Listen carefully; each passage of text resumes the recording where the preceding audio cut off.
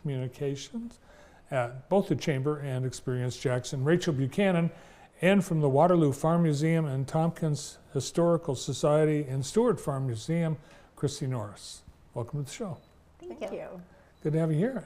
And we've got the next ORIS event coming up Saturday, and then is it the following Saturday that we're doing? 2 weeks away. Okay. So Mother's Day weekend is our tradition for Jackson County Free Museum Day. And we are just as thrilled as ever. Since I've been with Experience Jackson, this is the most museums that are participating. This year there are 14 on the list. And we've actually worked along with Waterloo to kind of split up a couple of their properties that are a few miles apart.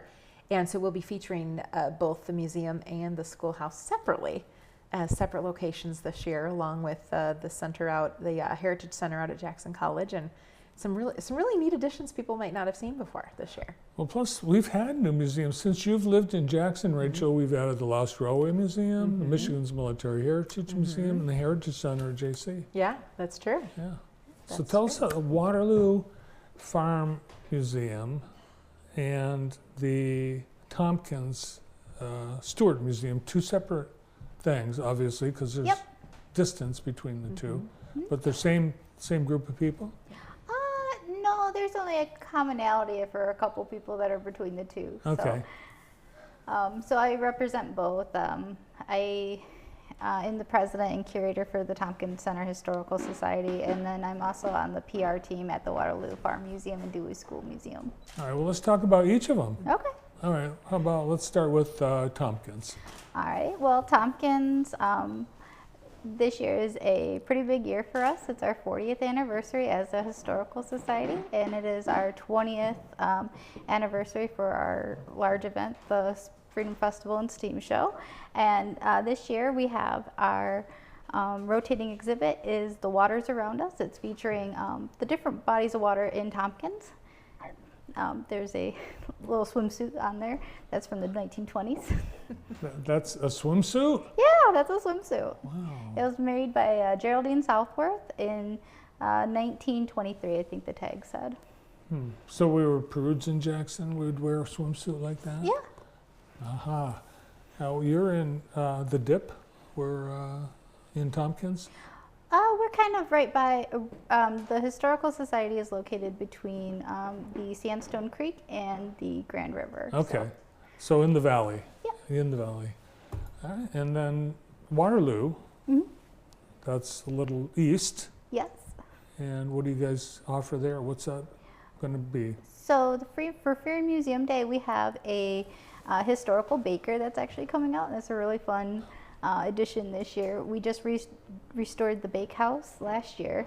They put about 30-some thousand into redoing the bakehouse from top to bottom, so it looks fabulous out there. So you actually baked, and one time the bakehouse was like a farm bakehouse. Yeah. And original existence was where it is? Today, yeah. And it's been restored. Yep. Are you baking in it? Yes, we opened it up on Pioneer Day. We made molasses cookies. Waterloo Farm Museum's famous for the molasses cookies, so we baked batches of molasses cookies this past Pioneer Day. And are you baking the historical way? I believe the demonstrator will be doing the historical Okay. baking this time for us. Oh, cool. Nice. And will there be samples? Of course. I can vouch for those cookies. Yeah, I think Yes. there's something at every museum. There's some, maybe make and take or some things to buy or eat. Everyone's got something. Yeah. Yeah, I mean, at a place as big as like Ella Sharp, for instance, they have not only food trucks there and, tours of what's going on at the museum, but they also are partnered with a book program where kids can receive some books. They have some very special art guests as well, doing speaking and kind of building into that. Out at the Lost Railway, of course, you can ride the Boland Express and you'll see their progress on their other train car that they've been working on lately. And at a variety of locations, they'll not only have a giveaway, a prize giveaway and a drawing at each, but special little touches that they aren't necessarily able to do at other times. out at Ye Old Carriage Shop, of course, you can not enjoy only the cars, but also the Coca-Cola Museum and the replica kitchen and the pedal cars and everything. So it's just all over the place as far as what Jackson has to offer in our set of museums, and it's just really exciting. I think it's interesting that we have these tiny little towns like Concord, Tompkins, Grass Lake. They have Hanover. They've preserved their own community's history. For you, for Tompkins, that's kind of your neighborhood. Yes. What is it about the region, the area, the history?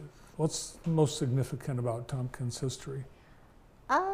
Well, for me, it's like my great-grandparents were there, so I have a real deep connection for there.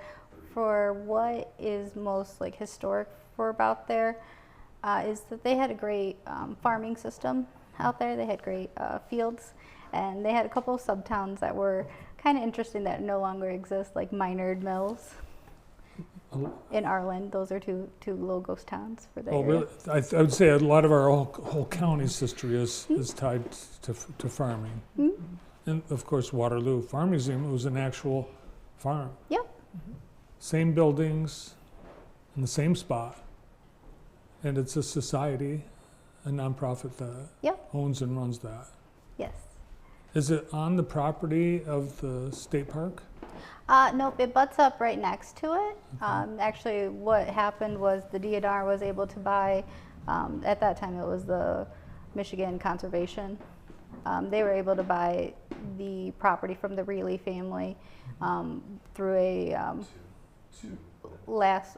the last owner would be the last owner before it turned over to the DNR. So. Is the Dewey Schoolhouse, is that part of it? Nope, it wasn't a part of the land contract. That was given to the Waterloo Historical Society from Stockbridge Schools District. Okay, and that's also going to be part of Free Yeah. Museum Day. Nice. Are there museums that you haven't yet convinced to be on Free Museum Day? There are a couple other Really? out there, yeah. So I think we've got a really rich history here and some really exciting things. One of our museums is actually right on the edge over just past MIS with the Walker Tavern Historic Site too. And they have their own root beer that they highlight during Museum Day weekend. So there's some good things going on. The hardest part about Free Museum Day is there's too many museums and not enough time. Yep. Well, on our Experience Jackson app, we also have them all plotted out. So if you want to pull up the app and kind of make your plans, it'll pull up directions for you and kind of plot that out. You can plug that right into your car and take the GPS around. So there's good things. Each year, I think my family we get to 3 or 4, and we feel pretty good about that selection. That's good. The most I've ever been to is 3. Okay. And Well, it's a good year to try a new challenge. that's That's about good. as much as I could fit in because I Yeah. want to see stuff. And, Yeah. yeah. Yeah. And the best part of Free Museum Day is, It's free. there you go. The capital free. We're good. All happening on Saturday, May 10th, Mother's Day weekend. It is, yeah. Between 10 and 4 on that day, all the locations will be open. Great. Well, we'll remind you as we get closer to it, but start planning what museums you want to see and make sure you go. Thanks for coming in today. Thank you. Thank you. From the Waterloo Farm Museum and Tompkins Historical Society and Stewart Farm Museum, Chrissy Norris, and from Experience Jackson and the Jackson Chamber, Rachel Buchanan.